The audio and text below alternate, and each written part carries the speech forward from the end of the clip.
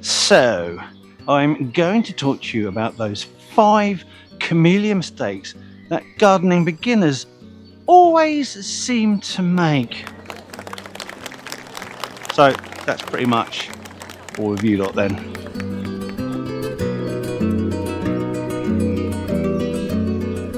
I am going to be discussing watering. I'm going to talk about pruning. I'm talking about planting it in sun or shade. I'm talking about compost and fertilizers. I will also be talking about the biggest crime against growing camellias, and that is to grow it in a pot. It really is. I will explain. That one is at number 5.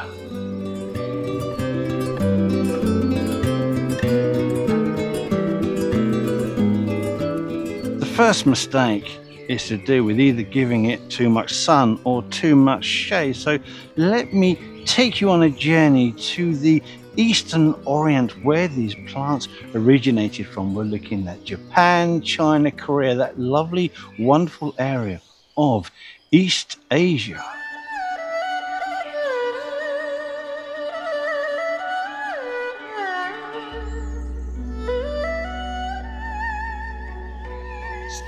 Camellias have evolved to take advantage of woodland areas. They are a woodland species as such. They don't like full shade, but they do like dappled shade or semi-shade. If you plant your camellia somewhere that receives full sun day in, day out, you will typically get scorching on the foliage. It doesn't do your plant any good. Plus, it looks ugly.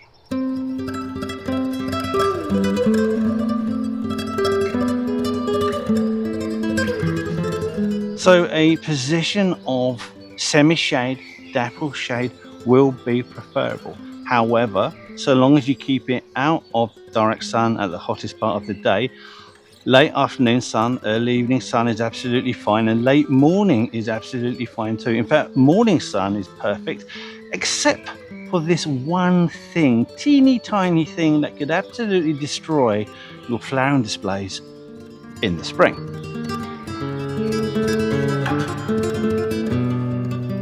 If you live somewhere that receives early frost and you have an early flowering camellia, like many of them are, they do not like to be in bloom in early morning sun when there is a frost. It is an absolute guarantee that your flowers, your blooms will be completely ruined. There'll be death on the petals. You'll see brown patches. It's particularly bad on white flowering forms. It's just one of those little things that they suffer with. Early morning sun on a frosted plant that has got flowers in bloom gets them every time. Please avoid that. I wouldn't say it's a beginner's mistake. That is something a little bit more fancy, a little bit more advanced. But if you know about it, you can avoid it. You can take steps to plant it somewhere else. So remember that one. Early morning sun and a hard frost will severely damage your blooms. Outside of that, just keep it out of direct sun at the hottest part of the day. All the rest of it's absolutely fine.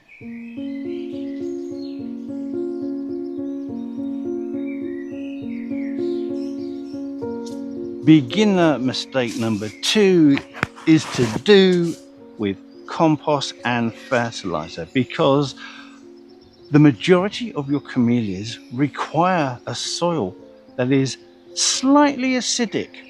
So I am going to be a tiny bit sciencey, but to be honest with you, it doesn't really make a lot of difference, just so long as you know what to do. Understanding it doesn't really matter. Now, if you're lucky, this may not actually be a problem for you, but if you live pretty much anywhere in England, most of our soils tend to be on the alkaline side, and camellias like to grow in soils that are slightly acidic. I'll explain why this is. When the roots of camellias are exposed to slightly alkaline conditions, certain elements within that soil that it needs are locked away and not available for the root system to take in. We're talking about iron, we're talking about manganese, and we're talking about magnesium. What was that? And this is important because these are elements that your plant requires to make the chlorophyll pigment, which is the green pigment. So you'll find that if your camellia is growing in the soil it desires, slightly acidic, you should have a luscious dark green foliage on your plants and everything is wonderful. However, if you have yellowing or interveinal discoloration, that's a good word, then the chances are there is an issue with the soil, and that issue is almost always it's too alkaline, it is not acidic enough. Now, everything that I just said, you don't need to worry about, but you do need to worry about this next bit.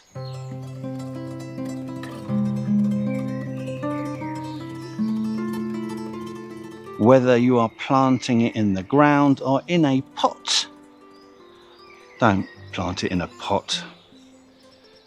Always use an Ericaceous compost. With luck, it will have the words Ericaceous written on it, but it might just say Camellia rhododendron azalea compost, something like that. If you're not sure, ask one of the assistants in your garden centre. They won't know, but you can feel superior to them when they can't give you the answer. Now, if your camellia is already in the ground and you haven't put the Ericaceous compost with it and the leaves are going a bit yellow and horrible and you think, oh, whoops-a-daisy, I didn't sort that out like I just said. Don't worry, there are still things you can do. You can help by acidifying the soil. And I'll give you a number of ways, all of which will work really well. You could use more than one if you want to get on it a little bit quick. Perhaps the easiest way is just to feed it with an Ericaceous liquid soluble fertilizer, such as what used to be called Miracid. Hooray! Miracle Grow changed the name probably to Camellia rhododendron azalea because they're so lazy. Apply that and it will slightly acidify every time you water it. But if it's a severe condition and you want to speed up the process, this is what else you can apply.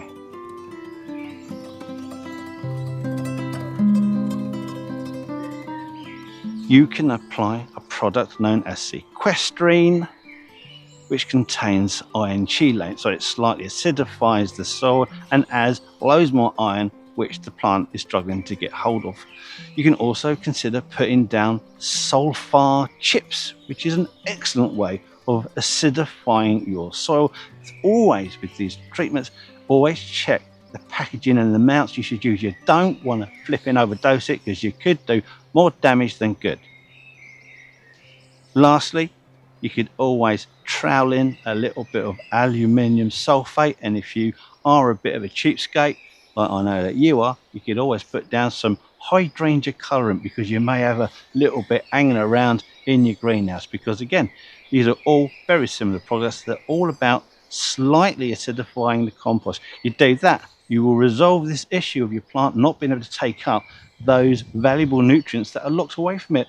So, like I say, you didn't need to know the science, you just needed to know what to do. Common beginner mistake number 3 is pruning your camellias at the wrong time. And I understand why you'd want to, because some of these vigorous varieties do look very messy at certain times of the year. So the temptation to cut it to make it look tidy is quite strong. But it's a very, very naughty thing to do. But I will forgive you if you do this. Come on.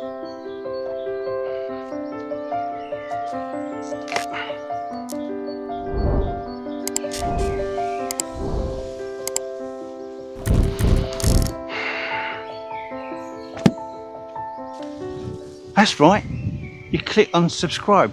That way you get to see more videos. Click on subscribe, all is forgiven. Hooray!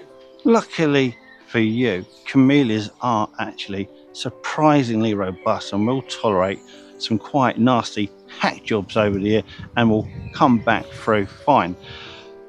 However, assuming you purchase your plant because you want to see it come into flower, then there is only one time of the year that you can actually prune your camellia and still have it flower the following year. Sounds a bit odd, but there's a very important reason to this.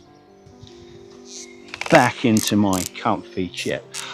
When your camellias have finished flowering in the spring, assuming it's a spring flowering form, there are winter flowering forms and ones that sort of move into summer. I'm going off subject there. Camellias then put out their new growth, and it's on that new growth that comes out immediately after flowering that the new flower buds will start to be formed, and it can take 8 months, 10 months for a camellia to actually produce a baby embryonic flower bud to a full flower head that will flower in the spring. So if you cut really from about a month or two after it's finished flowered, it's not going to produce blooms on that new growth. It only does it on the growth that comes off immediately after flowering. And God forbid that you start cutting these in the early spring if you've got a later flowering one. You will be removing all the flower bud that it's taken all those months for your plant to reproduce. I see people doing it all the time. Don't worry, I have already forgiven you. So if you want to prune your camellias, you want to have blooms the following spring, it's done immediately after flowering. Like I say, you could get away with it a month or so down the line. You might get a flush new growth that will still produce the bud on it. But if you start cutting these in the autumn, in the winter, early spring, no, you lost that opportunity. No flowers for you.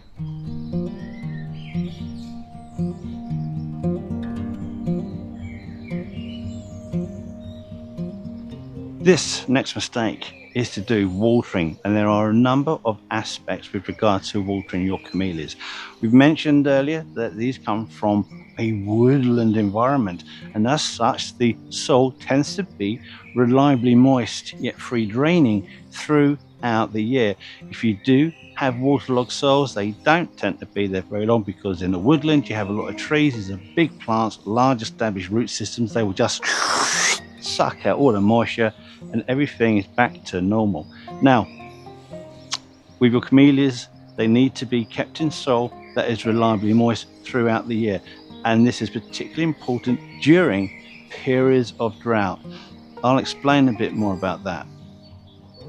Camellias are easily prone to becoming heat stress, and because it's an evergreen with thick glossy leaves, you don't really notice much change in the plant, whereas many plants, if they do start to struggle with poor moisture levels in the soil, the leaves will start to droop. It's a clear indication there's a problem. You can spot it, you can water it. It doesn't really happen with camellias unless they have a lot of fresh new growth out. That can go limp, you can spot that, water it, it will go up. But later in the summer, that doesn't happen, so you won't notice it. The big problem with this is that it can abort the flower buds. It can either drop them or just not put any moisture to them. They can dry up, they can get fungal infections, you can get bud blast, all sorts of horrible problems. And stressing the plant can also prevent it from flowering the following season if it's too bad. So always be aware of camellias requiring additional water throughout the summer periods, and it's a particular problem if you did the right thing, and that is to plant it somewhere like the shade of a tree, so it's protected from scorch at the peak of the day, because while the tree canopy will protect it from the excessive sunlight, it's also competing with its big root system next to your fibrous smaller root system of your camellia. So it's compounded the problem, because the tree is also going to outcompete for water, causing increased drought water stress on your camellia. So as an example, I planted this camellia here underneath this massive apple tree to protect it from the shade, which it does, but like I say, it also sucks all the moisture out of the soil because it is enormous. I also have a second camellia here, which once again is planted under the shade of this rather attractive female holly, which again, it's very big, massive root system, easily outcompetes this camellia. We have another camellia, we have another tree it's under, blah blah blah. This tree outcompetes that plant for water. You get what's going on now. So the moral to this story of watering camellias, if there is such a thing amongst all my blather, is never forget to also water your camellias, especially if they are planted next to a larger plant with a more established competitive root system. You're welcome.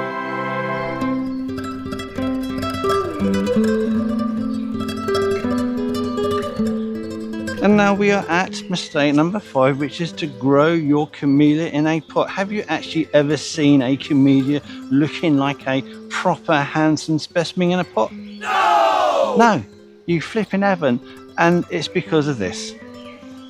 Camellias are a big leafy specimen. They've got a big fibrous root system. They like their soil to be kept pretty much the same all the time. I've mentioned it right at the beginning. They require a reliably moist, well-drained soil. If you put a camellia in the pot, it's going to dry out like that. They just do. They dry it like that. You water it, it's dry. You water it, it's dry. So it goes from one extreme to the other. It doesn't like it. Secondly, if it rains, the rain lands on the plant, it tends to drip around the outside, the water doesn't go in the pot is still dry. You might have thought, oh, it's rained, that pot doesn't need watering. No, it does need watering, and you're not watering it enough. It's going to use an awful lot of nutrition because these are vigorous pots, so it's down to you to make sure they are fed properly. And I know people do not feed them enough, they don't water them enough, they always look shocking in pots. Don't do it to yourself. Don't do it to your plant. If you've got a choice, put it in the ground, plant it in the right place. It will pay you dividends. Your plants will look absolutely amazing if you give them what they require to perform at their best. It's not a flipping pot.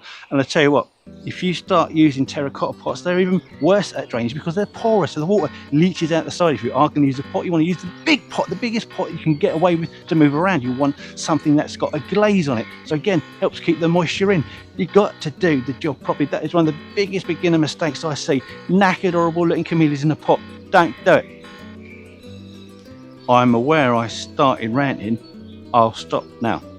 Anyway, if there are any other rather obvious beginner mistakes you know people make with camellias, be my guest.